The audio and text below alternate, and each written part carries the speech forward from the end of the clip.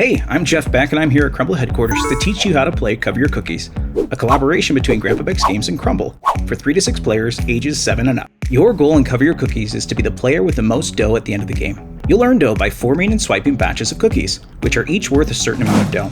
We'll get into that in a bit. First, let's talk setup. To start, have each player grab a Crumb Collector and a cookie token. Then, sort through the deck and remove the 8 mixer cards and set them aside. Next, shuffle the remaining cards and then deal 5 to each player.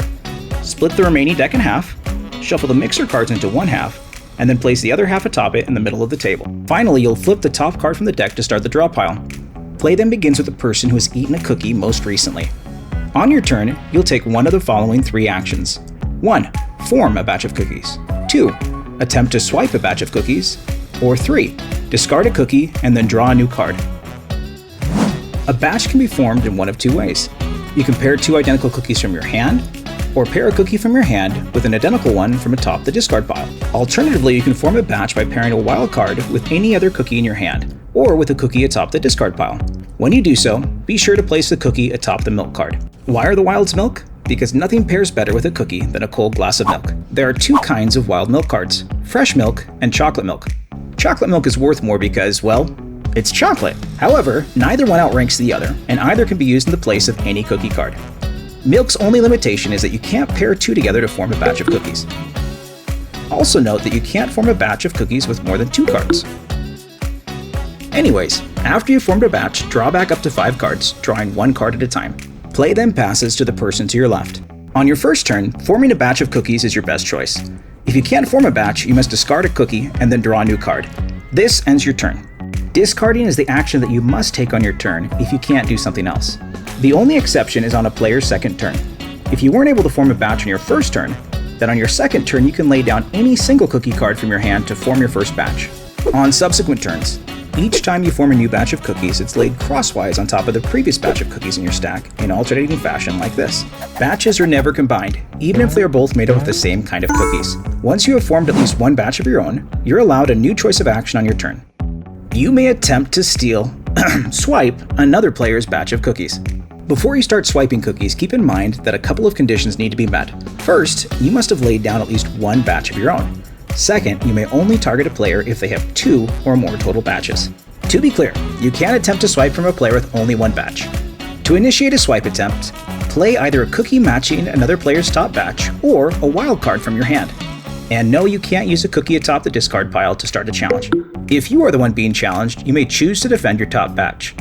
To defend your batch, you must play a matching cookie card or a wild from your hand atop the challenger's card. This proceeds until one of you cannot or chooses not to continue. The last one to lay down a card wins. If the challenger wins, the top batch, supplemented by all the cards played during the challenge, transfers to their stack. If the defender wins, they add all the cards played during the challenge to their top batch. After a winner is determined, the challenger draws as many cards as needed, one at a time, to refill their hand to 5, and then the defender does likewise. It's never fun to lose your cookies. Fortunately for you, anytime cookies are removed from your stack, a few morsels are left behind. That's where your handy-dandy Crumb Collector comes in. Each time another player successfully swipes a batch of your cookies, you'll advance your cookie token 1 spot on your Crumb Collector, earning 15 points. Points earned from your Crumb Collector are added to your total score at the end of the game. To summarize, each turn, you'll choose to take one of 3 available actions. Then, you'll end your turn by drawing back up to 5 cards, one at a time. Why one at a time? Because of one more thing left to discuss, the mixers. The mixers are the 8 cards that you shuffled into the bottom half of the deck during setup. When one is drawn, it triggers an action that must be taken immediately. There are 4 kinds of mixers and 2 copies of each kind. Here's what each one does. Enhance. When you draw an enhance, you'll immediately place it within the top batch of your stack, increasing its value by 30. Rotate. After you draw rotate, all players must simultaneously pass their top batch to their neighbor. You get to decide which direction the batches rotate, left or right. After the action is complete, discard the rotate card in the mixer discard pile, opposite the cookie discard pile. Swap. After you draw a swap, you'll force any 2 players, excluding yourself, to swap their top batch of cookies. Then discard the card. Exchange. After you draw an exchange card, all players must put out their hands face down. Say aloud either 1 or 2. Then, in the direction indicated on the card, all players simultaneously take that number of cards blindly from their neighbor's hand to add to their own. After that, discard it.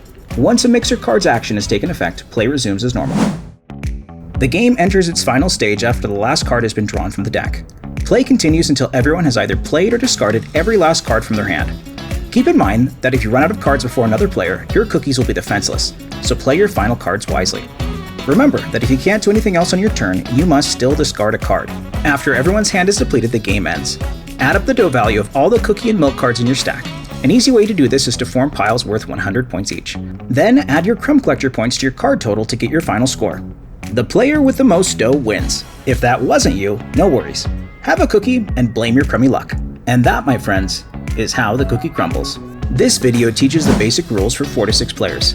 Once you've got these rules down, check out the rulebook pages 16 through 19 for options to extend the length of the game, 3-player rules, and optional advanced rules for added strategy. Also, consider starting your game night with a trip to your local Crumbl, because when you have cookies at game night, everyone wins.